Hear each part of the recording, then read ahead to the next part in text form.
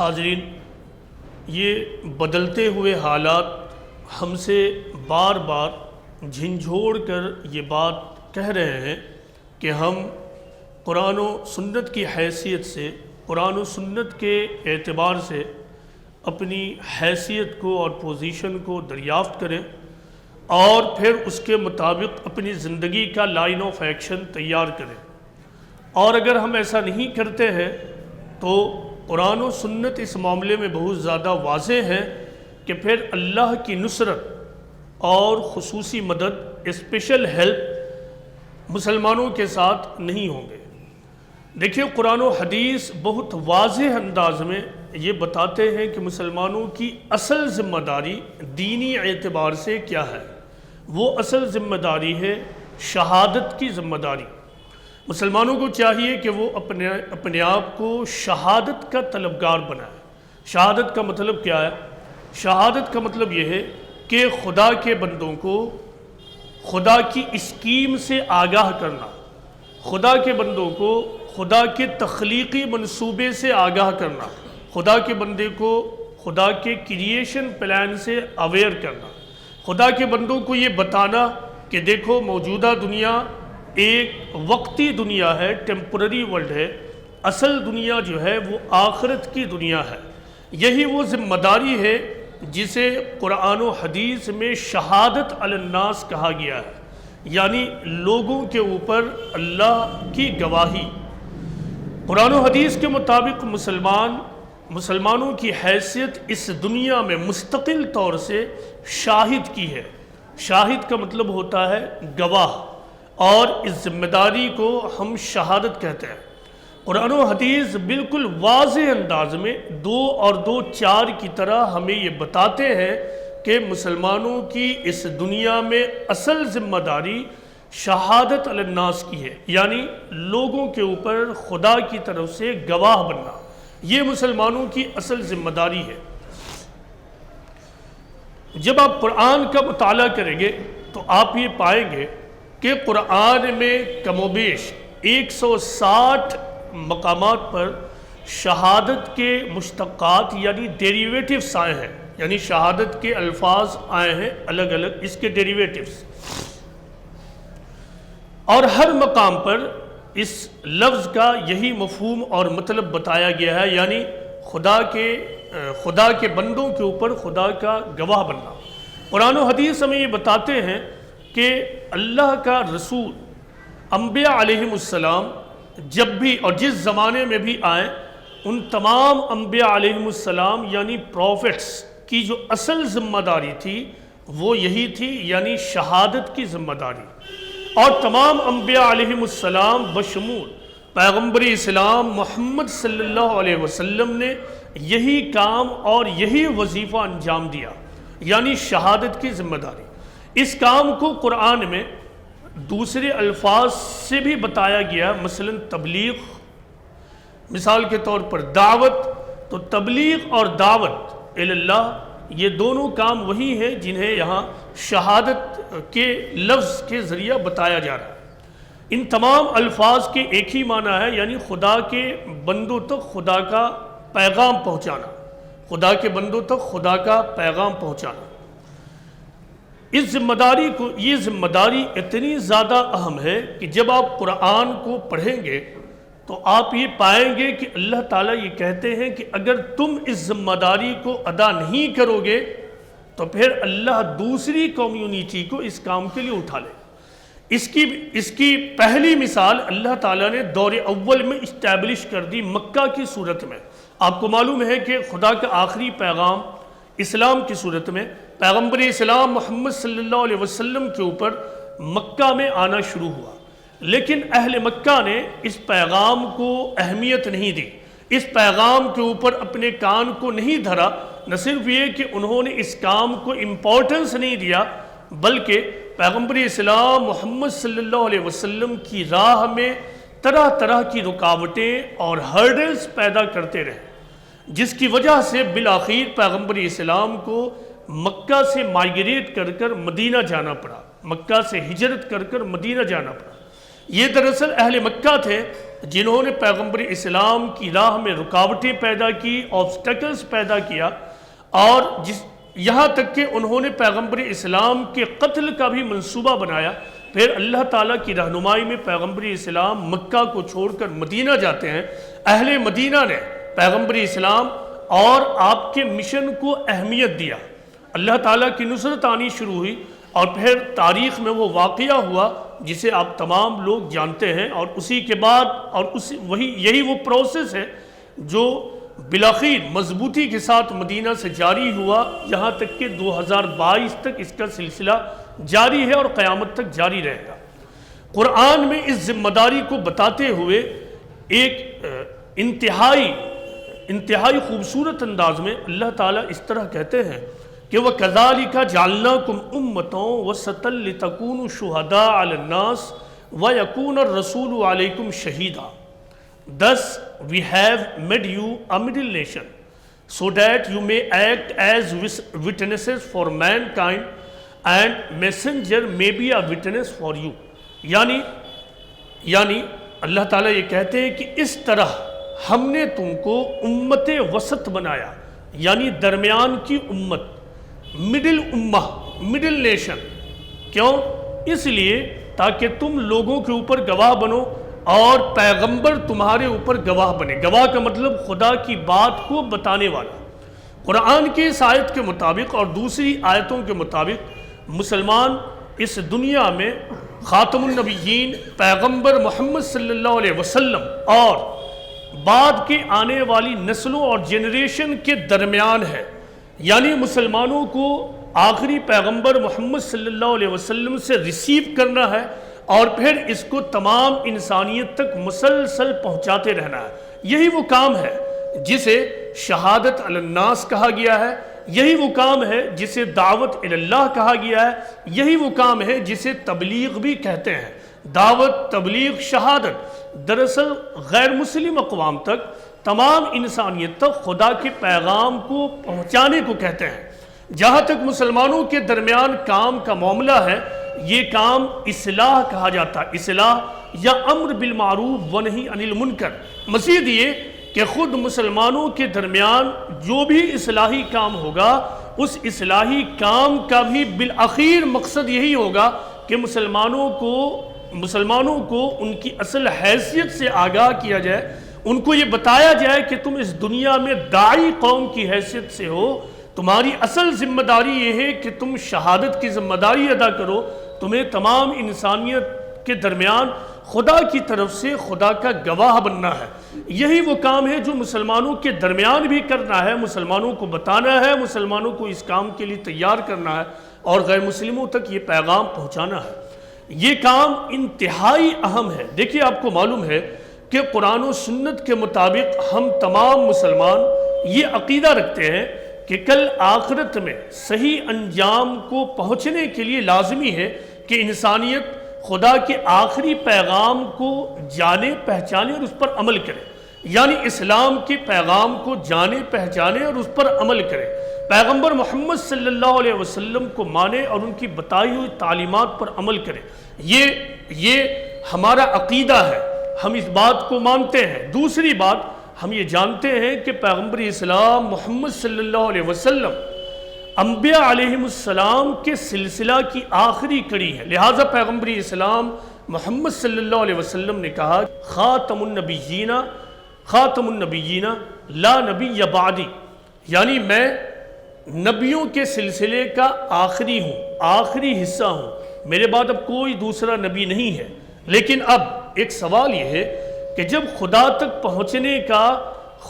پہنچنے کا جو اب اس دنیا میں مادھیم ہے، مستند مادھیم، اوتھینٹک سورس، وہ قرآن و سنت ہے، اور دوسری طرف پیغمبر اسلام محمد صلی اللہ علیہ وسلم کے بعد کوئی دوسرا رسول اور نبی آنے والا نہیں ہے، تو پھر پیغمبر اسلام کے بعد جو دوسرے لوگ آئیں گے، دوسری انسانیت کا سلسلہ جو جاری ہے، تو پھر ان کی ہدایت اور گائیڈنس کا سامان کیا ہوگا؟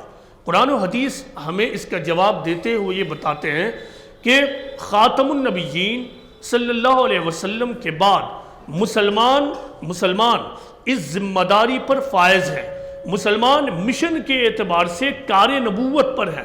مسلمانوں کی یہ ذمہ داری اور رسپانسبلٹیز میں شامل ہے کہ وہ اس کام کو ہر زمانے میں لے کر اٹھے اور اس کے تمام تقاضوں کے ساتھ اس کی ادائیگی کریں۔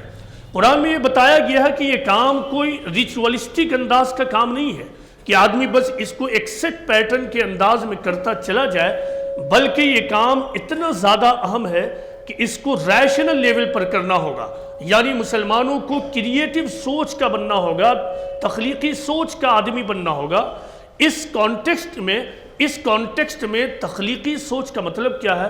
اس کانٹیکسٹ میں تخلیقی سوچ اور کریٹیو تھنکنگ کا مطلب یہ ہے کہ مسلمان زمانے سے پوری طرح باخبر رہیں، بدلتے ہوئے زمانے کو محسوس کریں، اور اس بدلتے ہوئے زمانے کو محسوس کرتے ہوئے عین اس کے مطابق دعوت اسلام کے اس کام کو، دعوت اللہ کے اس کام کو جاری کریں۔ لہٰذا قرآن میں پیغمبر اسلام محمد صلی اللہ علیہ وسلم کو یہ بتایا گیا، یہ حکم دیا گیا کہ فَأَعْرِضْ عَنْهُمْ، یعنی تم ان سے اعراض کرو اور ان کو نصیحت کرو اور ان کے ساتھ قول بلیغ کے انداز میں بات چیت کرو، یعنی ان سے اس انداز میں بات کہو کہ ان کے دل اور دماغ میں بات داخل ہو جائے۔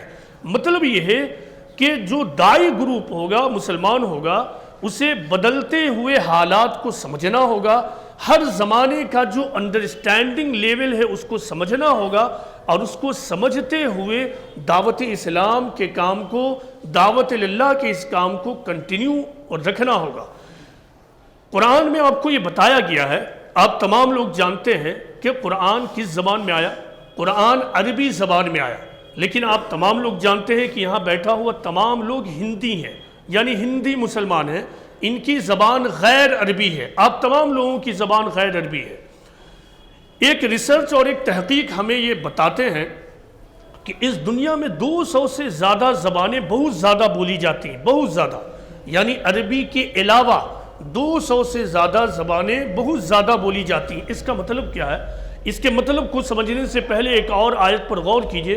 قرآن میں اللہ تعالیٰ نے یہ کہا ہے کہ اللہ نے اپنے رسول کو، اپنے میسنجر کو ہر زمانے میں خود ان کی زبان میں بھیجا، یعنی جس زمانے میں رسول کو اتارا اور جس علاقے میں اتارا اس زمانے اور علاقے کی زبان کے ساتھ اتارا۔ لہٰذا آپ کو معلوم ہے کہ خدا کا آخری پیغام اسلام کی صورت میں نازل ہوا، یہ نازل کہاں ہوا؟ مکہ میں نازل ہوا۔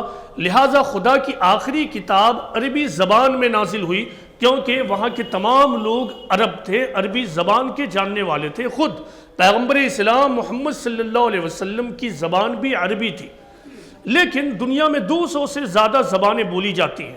اب دوسری بات یہ ہے کہ قرآن میں اللہ تعالیٰ یہ کہتے ہیں کہ ہم نے یہ جو کتاب اتاری ہے پیغمبر کے اوپر، یہ کتاب تمام دنیا والوں کے لیے نذیر ہے، تمام دنیا والوں کو آگاہ کرنے والی ہے، تمام دنیا والوں کو اویئر کرنے والی ہے۔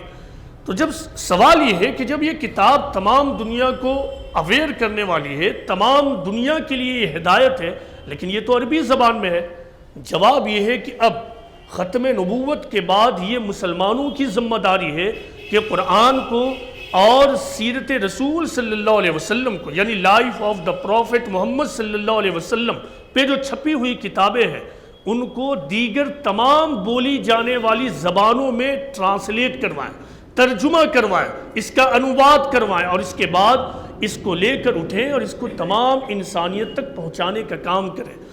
یہی وہ کام ہے جس پر تمام مدد اور ہیلپ کی اللہ تعالیٰ نے گارنٹی لی ہے۔ اگر مسلمان یہ کام نہ کرے تو قرآن بہت واضح ہے کہ اللہ تعالیٰ مسلمانوں کے لیے کوئی خصوصی ہیلپ نہیں بھیجے گا۔ اب پوری تاریخ کا مطالعہ کیجئے، گزشتہ 1500 سالہ تاریخ کو، دور اول میں یعنی first phase of Muslim community, prophet Muhammad آئے، کچھ لوگوں نے انکار کیا، ڈینائی کیا، ایک طبقہ وہ تھا اس نے پیغمبر اسلام کو ایکسپٹ کیا، آپ کے میسج کو ایکسپٹ کیا، اور اپنا سب کچھ یعنی تن من دھن اس کام کے لیے لگا دیا۔ نتیجہ کیا ہوا؟ اللہ تعالیٰ نے عرب کے بدوؤں کو، عرب کے چرواہوں کو عرب سے اٹھایا اور پوری دنیا پہ غلبہ دے دیا۔ یہ اللہ تعالیٰ کا وعدہ ہے کہ جو لوگ اس پیغام کو مانے، اس کو اپنی زندگی میں اتارے اور اس کو تمام انسانیت تک لے کر پھیل جائیں، تو پھر ان کو اس دنیا میں غلبہ ملے گا۔ یہ غلبہ ملا، یہ تاریخی پروسیس آگے بڑھا، لیکن پھر کیا ہوا؟ مسلمان غفلت کے شکار ہوئے۔ یہ غفلت بھی بے وجہ نہیں تھی۔ مسلمانوں کو پوری دنیا میں حکومت مل گئی، پوری دنیا کے تقریباً ہر میدان اور ہر فیلڈ میں مسلمان غالب قوم کی حیثیت رکھتے تھے، خواہ وہ سیاست ہو یا پھر علم ہو۔ ان تمام چیزوں نے مسلمانوں کو غافل کر دیا، مسلمانوں نے ان تمام چیزوں کو فور گرانٹیڈ لے لیا۔ انہیں یہ محسوس ہوا کہ اب قیامت تک پوری دنیا میں میرا معاملہ اسی طرح رہے گا۔ اللہ تعالیٰ نے دوبارہ ان کو 20ویں صدی میں پہنچ کر سب سے نیچے گرا دیا۔ وجہ بہت واضح ہے کہ وہ وہی کام جس کے لیے انبیاء کا سلسلہ جاری ہوا، وہی کام جس کام کی وجہ سے پیغمبر اسلام محمد صلی اللہ علیہ وسلم پوری دنیا میں جانے جاتے ہیں، وہی کام جس کام کو مان کر ہم مسلمان کہے جاتے ہیں، ہم نے اسی کام کو چھوڑ دیا اور اس کام میں اپنے آپ کو لگانے کے بارے میں سوچتے تک نہیں ہے۔ مسلمانوں نے ایسا نہیں ہے کہ موجودہ دنیا میں اپنے وقت کو اور اپنی دولت کو نہیں لگایا ہے، لیکن دوسری جگہوں پہ لگایا۔ نتیجہ سامنے ہے۔ آپ صرف 150 سال کی ہندوستان کی تاریخ کو دیکھ لیجئے۔ جب آپ اس تاریخ کی اسٹڈی کریں گے 1857 سے لے کے اس 2022 تک، تو آپ یہ پائیں گے کہ ہندوستان میں مسلمانوں نے بے شمار قربانیاں دی ہیں، بے شمار سیکریفائسز کی ہیں، لیکن یہ تمام سیکریفائسز اور یہ تمام قربانیاں غیر دعوتی میدان میں دی گئی ہیں۔ نتیجہ سامنے ہے، ہم تمام لوگ دیکھ رہے ہیں آج پہنچ کر کہ ہم کہاں سے چلے تھے اور کہاں پہنچ گئے ہیں۔ ہم بات پر دوسری قومیں سے لڑنے کو تیار ہوتے ہیں، ہم بات پر بھڑک اٹھتے ہیں، ہمارے اندر سے حکمت اور وژڈم ختم ہو گیا ہے۔ ایک حدیث سناتا ہوں، امام احمد نے اس کو روایت کیا ہے۔ وہ کہتے ہیں کہ راوی نے کہا کہ میں نے مکی دور میں پیغمبر اسلام محمد صلی اللہ علیہ وسلم کو ذوالمجاز کے بازار میں دیکھا۔ میں نے دیکھا کہ پیغمبر اسلام لوگوں کے درمیان گزر رہے ہیں اور یہ کہہ رہے ہیں کہ یا ایھا الناس قولوا لا الہ الا اللہ تفلحوا، اے لوگو کہو لا الہ الا اللہ تم کامیاب ہوگے۔ پیغمبر اسلام کے ساتھ ساتھ ابو جہل بھی چل رہا تھا، اور ابو جہل لوگوں کو پکار کر یہ کہہ رہا تھا کہ لوگوں محمد کی بات میں کہیں آ کر تم اپنے دین کو مت چھوڑ دینا، محمد یہ چاہتا ہے کہ تم اپنے لات عزا کو چھوڑ دو، تم اس کی بات میں ہرگز نہ آنا۔ راوی کہتے ہیں کہ ابو جہل یہ تمام باتیں محمد صلی اللہ علیہ وسلم کے ساتھ ساتھ کہتا جا رہا تھا، لیکن پیغمبر اسلام محمد صلی اللہ علیہ وسلم اس پر ذرہ برابر بھی توجہ نہیں دے رہے تھے۔ اس حدیث پر، اس واقعے پر غور کیجئے کہ پیغمبر اسلام محمد صلی اللہ علیہ وسلم آخر کیوں توجہ نہیں دے رہے تھے۔ اس کی وجہ یہ تھی کہ آپ کا اصل جو کام تھا وہ تھا لوگوں تک بات کو پہنچانا۔ آپ ہر لمحے پر اس بات کی کوشش کرتے تھے کہ آپ لوگوں سے ٹکراؤ سے بچ جائیں، میری طرف سے کوئی ایسی صورت پیدا نہ ہو جائے جس کی وجہ سے دعوت کی راہ میں رکاوٹ ہو، خدا کے بندوں تک خدا کا پیغام پہنچانے میں کوئی پرابلم پیدا ہو جائے۔ پیغمبر اسلام جب ابو جہل کی اس بات کو برداشت کر رہے تھے، ٹالریٹ کر رہے تھے، تو نعوذ باللہ آپ بزدلی نہیں کر رہے تھے، بلکہ آپ سب سے بڑی بہادری کا کام کر رہے تھے، سب سے بڑا بریو ایٹیٹیوڈ آپ پیش کر رہے تھے، کیونکہ غصے میں آ کر چیخ دینا، بول دینا، کسی قسم کا نعرہ لگا دینا یہ تو ہر آدمی کر سکتا ہے، لیکن ایسے سنگین موقع پر، ایسے پرووکیٹو موقع پر صرف اور صرف وہی آدمی اپنے آپ کو کام اور پرسکون رکھ سکتا ہے جس کو اپنے آپ پر بہت زیادہ کانفیڈنس ہو، جو اللہ کی ذات پر یقین رکھتا ہو، جس کو اس بات پر یقین ہو کہ میرے پاس جو نظریہ ہے، جو آئیڈیالوجی ہے، وہ دوسری تمام چیزوں سے بہت زیادہ اوپر ہے، لہٰذا ایک وقت آئے گا کہ لوگ اس کی طرف دوڑ پڑیں گے، لیکن ضرورت یہ ہے کہ اس بات کو پہنچانے کا سلسلہ تو جاری رہے۔ جب سلسلہ ہی جاری نہ ہوگا تو لوگ اس بات کو سمجھیں گے کیسے؟ میں نے عرض کیا کہ ایسا نہیں ہے کہ مسلمانوں نے دور جدید میں قربانیاں نہیں دی ہیں، ایسا نہیں ہے کہ مسلمانوں نے دور جدید کی تاریخ میں، ماڈرن ہسٹری میں قربانیاں نہیں دی ہیں، سیکریفائس نہیں دیا ہے، لیکن یہ قربانی غیر دعوتی میدان میں دیا گیا تھا لہٰذا اللہ کی خصوصی مدد ان کے ساتھ نہیں رہی، انجام ہمارے سامنے ہے۔ اس کی ایک بہترین مثال میں آپ تمام لوگوں کو ہندوستان کی جنگ آزادی سے دیتا ہوں۔ آپ تمام لوگوں کو یہ معلوم ہوگا کہ نیتا جی سبھاش چندر بوس نے ایک آرمی بنائی تھی جس آرمی کو کہتے ہیں انڈین نیشنل آرمی۔ نیتا جی سبھاش چندر بوس نے 1943 میں انڈین نیشنل آرمی کے نام سے ایک فوج تیار کیا۔ اس فوج کا مقصد تھا انگریزوں سے لڑنا اور ان سے لڑ کر ہندوستان سے باہر نکال دینا۔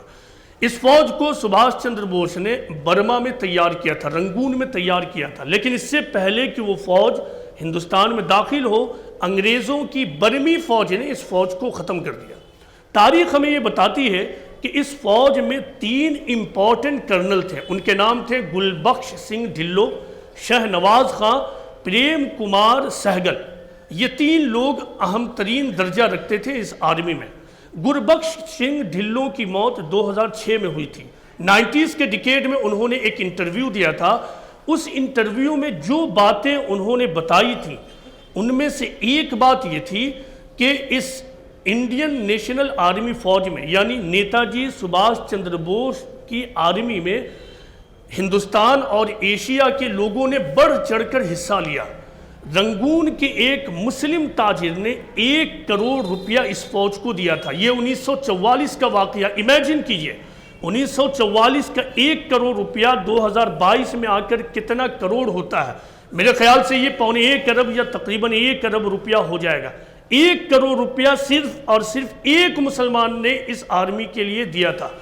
یہ واقعہ بتا رہا ہے کہ مسلمانوں نے قربانیاں دی ہیں، بڑھ چڑھ کر دی ہیں، لیکن یہ تمام قربانیاں غیر دعوتی میدان میں۔ دور جدید کی تاریخ ہمیں یہ بھی بتاتی ہے کہ اتنی بڑی قربانی مسلمانوں نے خدا کے پیغام کو تمام انسانیت تک پہنچانے کے لیے آج تک نہیں دیا ہے۔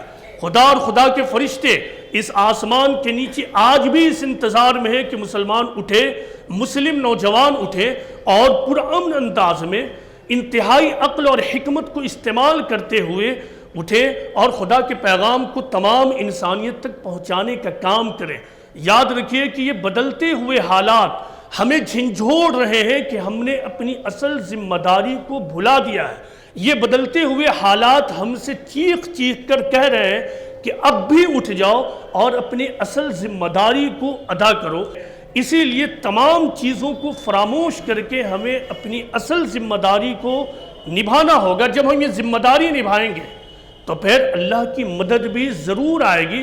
جب ہم اسلام کے نام سے کام کریں گے، اسلام کے نام پر دھیمی آواز لگائیں یا زور کی آواز لگائیں، تو پھر ہمیں قرآن و حدیث سے سب سے پہلے پوچھنا ہوگا کہ ہمیں کس طرح کا کام کرنا ہے، ہمارے اوپر ذمہ داریاں کیا ہیں، ہمیں کیا کرنا ہوگا۔